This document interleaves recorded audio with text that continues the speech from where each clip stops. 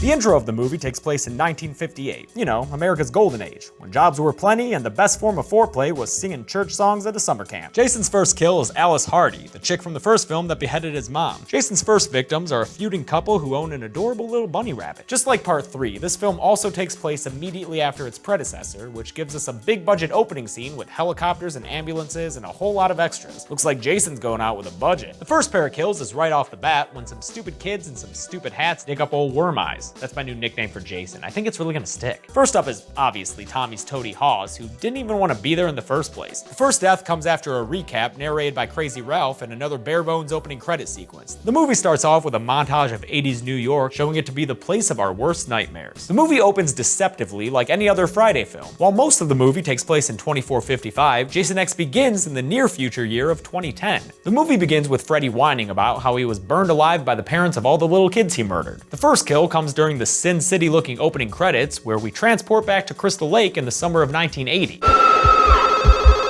The movie begins with a phone ringing. Scream 2 has a similar opening to the original, killing an established actress to kick off the movie. We all know by now that the Scream movies have intro scenes that kill off a couple of characters, so it's a little sad when the first person we see is Cotton Weary. The movie begins, as many of the others do, with a phone call. The movie begins with a spaceship crashing into Earth's atmosphere, showing that sometimes invasions happen by accident. The movie begins with a trip to the cemetery. The movie begins with a cold open where a black guy is walking down the street in a neighborhood he's not entirely comfortable in. Confusing as suburb. The movie begins with a foot chase. The movie begins with a reassembly. The movie begins with scrapbook photos and some opening credits that pimp out Tim Curry's appearance, as they should since he's the reason we're all here. Part 2 begins with Bill and his whack-ass ponytail arriving back home in Derry, Maine. The movie begins in the Good Guy factory, and I guess in 8 years nobody bothered to clean up the mess from the climax of the second film. The movie begins at a police department evidence depository where Scream's influence is on full effect in the way a bunch of other horror movies are acknowledged and referenced in the stuff kept in cages here. The movie begins with sperm. The movie begins with a delivery, but unlike with Seed, it's not of a newborn baby murder doll. The movie begins in a skyscraper restaurant, shot much like the apartment building from Child's Play 1. The movie begins with some fucking. The movie begins with a storm in the small town of Bridgeton, Maine. The movie begins with a grumpy robot. The movie begins in the year 2122, with a spaceship, the Nostromo, and the giant hull it's tugging, headed back home towards Earth. The movie begins in space. The movie begins with a problem. The movie begins with a nipple. The movie begins on the Auriga, a research spaceship of the United Systems military. The movie begins with a credit sequence on a Christmas tree and a voiceover explaining Jack's backstory. The movie begins in therapy. The movie begins with a sorority house, and its castle-like construction makes it a perfect location for this kind of film. The movie begins at the sorority house of Delta Alpha Kappa. That's not fun to say. The movie begins in the middle of Shopocalypse Now. The movie begins with Diane Sullivan, better known to her fans as Blaze, as she's getting made up like a Thundercat. The movie begins with the most bitchin' song ever recorded, the title song by the Dickies.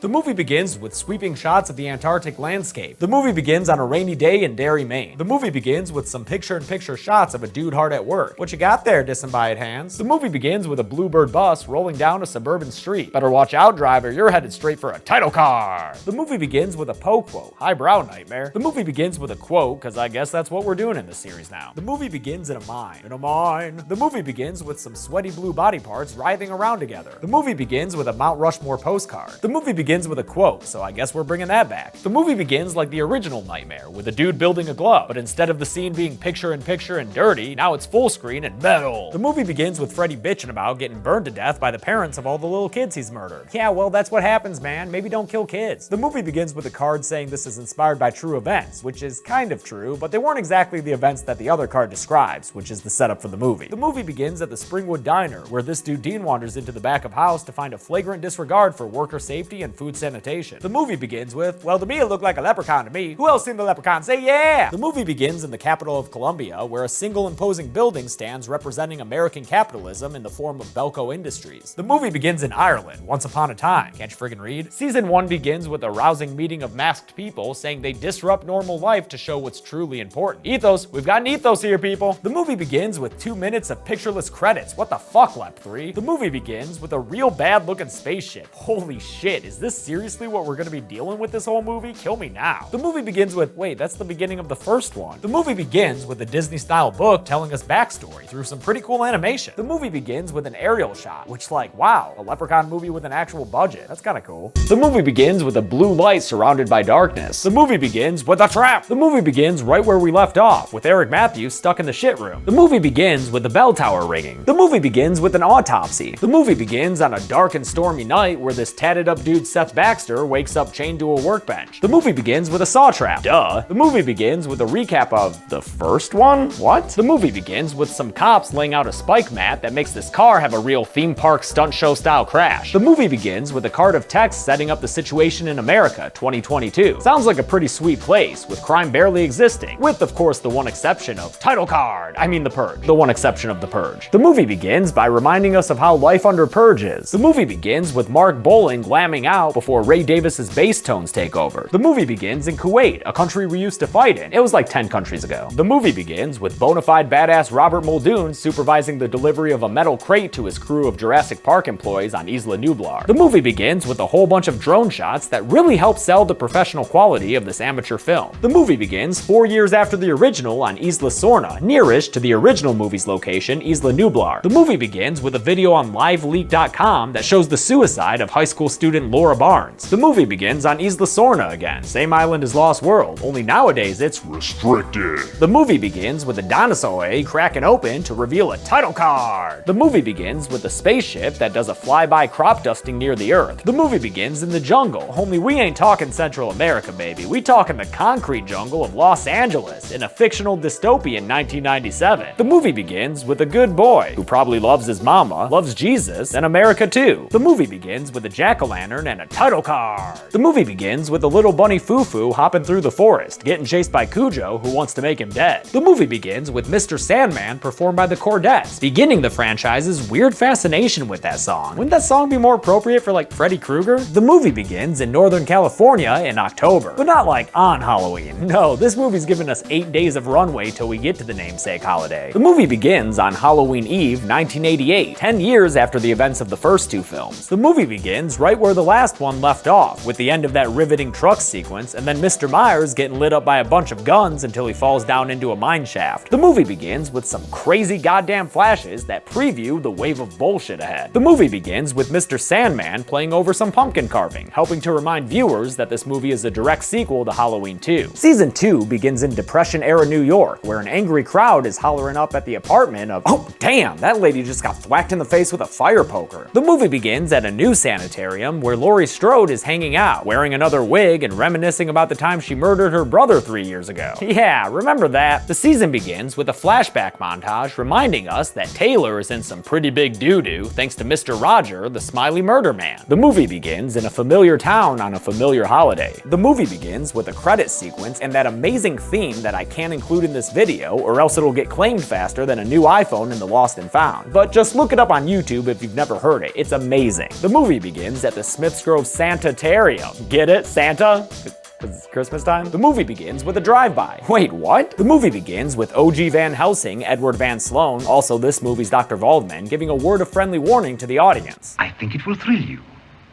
It may shock you. It might even horrify you. If this looks familiar, it's because The Simpsons parodied this opening in their first few Treehouse of Horror episodes. So if you have sensitive children, maybe you should tuck them into bed early tonight instead of writing us angry letters tomorrow. The movie begins with a first-person shot rushing through the forest, which was accomplished in a variety of ways. In this first one, Raimi hung off a raft with the camera attached to his arm, and later he would just have two dudes run through the woods with a camera on a 2x4. The movie begins with a voiceover hyping up the audience for the Necronomicon Ex Mortis. Roughly translated, Book of the Dead.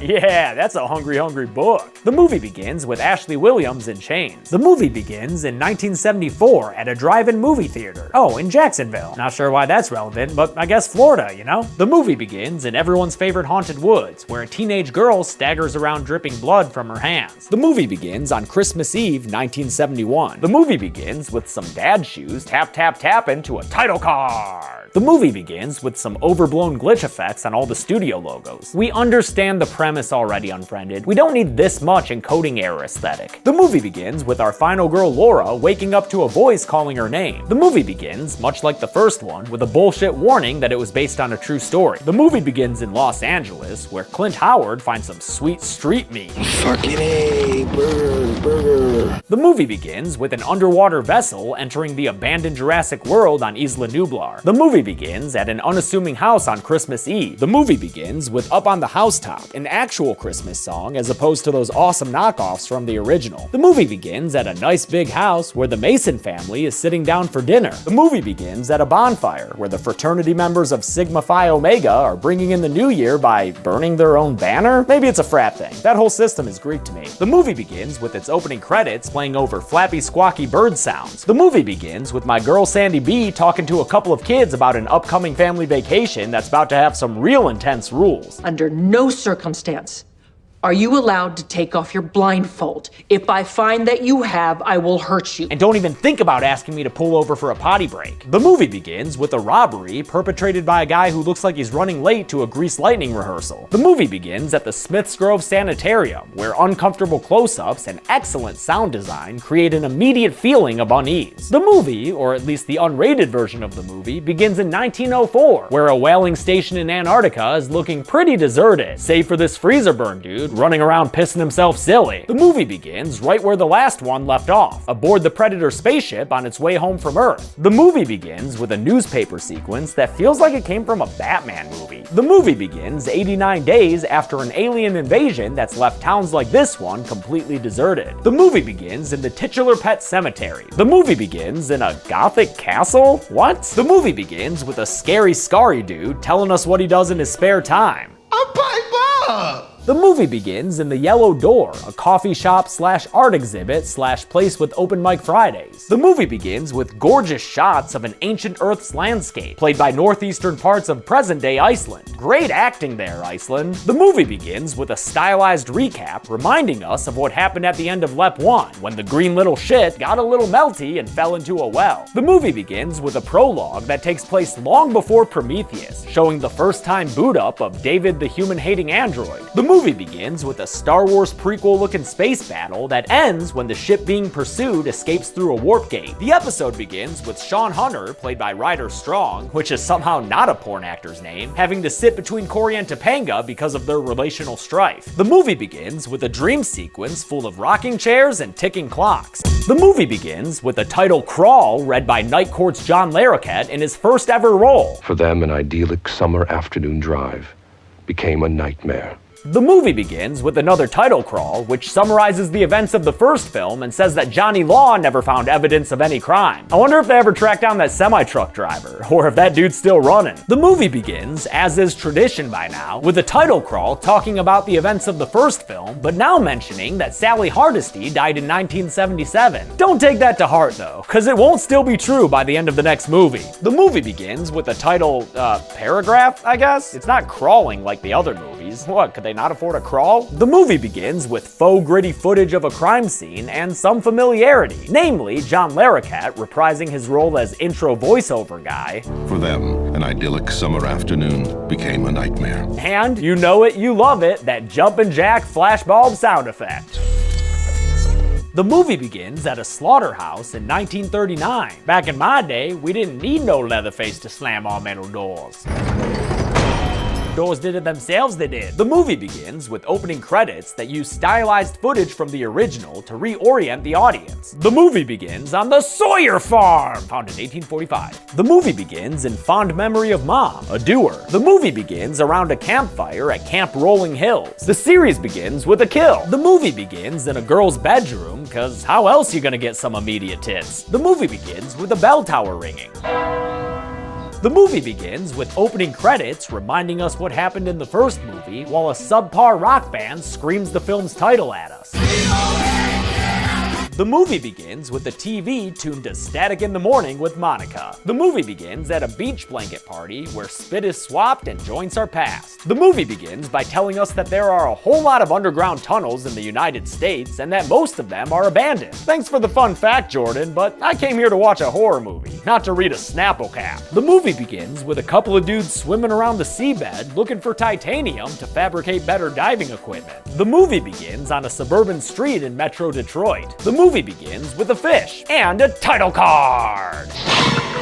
Yo, did that shitty looking thing just fucking chomp at me? Get out of here, title card. Go suck some fish heads, why don't you? The movie begins with a kid who's scared of getting a booster shot at school. I'm not scared. Well, maybe you should be, kid. Scared of that title card. The movie begins with Ellen Brody cooking dinner with her youngest son, Sean. The movie begins with some soundless production company cards before the silence is broken up by a title card. Thought I heard you calling my name now. The movie begins with a thundery, rainy title card. The movie begins with a news report marking the 1-year anniversary of Flight 180's explosion. The movie begins at an amusement park where the future looks to include a title card. The movie begins with a pretty cool song by Shinedown. Awesome, I'm fucking pumped! Too bad this movie is about to shit the bed hard. The movie begins with a title card and looks like it's getting tested by Mythbusters. The movie begins at Universitat Zurich, an institute for medicine. The music video begins with a montage of our favorite Crystal Lake killer getting ready for school. The movie begins with a familiar severed head speaking into a void about how he's gonna get revenge on Herbert West, which he finds to be quite humorous. The movie begins at a backyard campout with 2 crappy kid actors. My grandma said the soul is in the eyes. The soul is an invention of primitive witch doctor. The movie begins with some whitewater rafting, where some women in a boat fight the water while laughing. The movie begins, once again, in the Appalachian Mountains, USA. The movie begins on Capitol Hill, where things are in even more disarray than usual. The movie begins with a title card, and some dope-ass music by Philip Glass.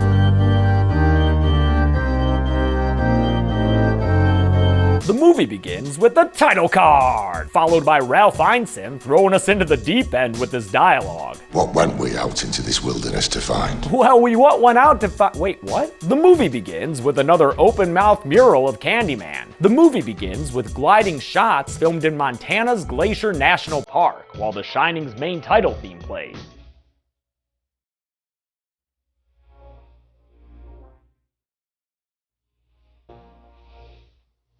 The movie begins with a woman in her underwear. And if you like the sight of that, well, don't you worry, because I don't think this lady even knows how to wear pants. The movie begins with a shadow puppet show. Oh, do the dinosaur that eats everyone up. The movie begins in a spotless white dentist's room with opera music playing. The movie begins with a haunted house at Orange Grove Community Fair Horror Nights. The movie begins in Venice Beach, California, where high school senior Trish is ready to wake up and strip for the camera. The movie begins, much like the first one, with close-ups of a young woman sleeping. The movie begins by looking like a home video of your aunt and uncle's beach vacation. Seriously, is this an actual movie or what? It is, unfortunately. The movie begins with a TV show opening that introduces us to all the members of the Banana Split Show. The movie begins with a dude drinking beer in a station wagon. Hey, you want a beer?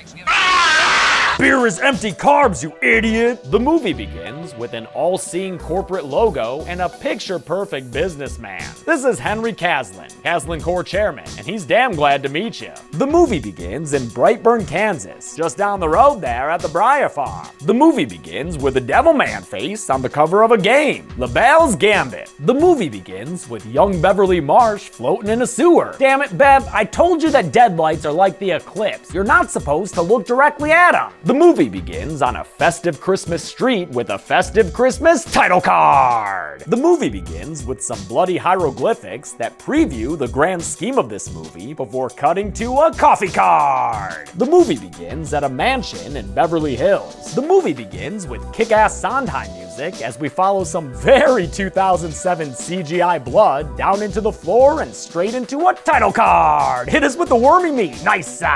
The movie begins with a yearbook from a San Francisco middle school. Let's see who signed it. Oh, a crazy person. Cool. The movie begins in 1968 in Mill Valley, Pennsylvania. The movie begins with a poem about rock. The movie begins with a reporter. The movie begins with a news report.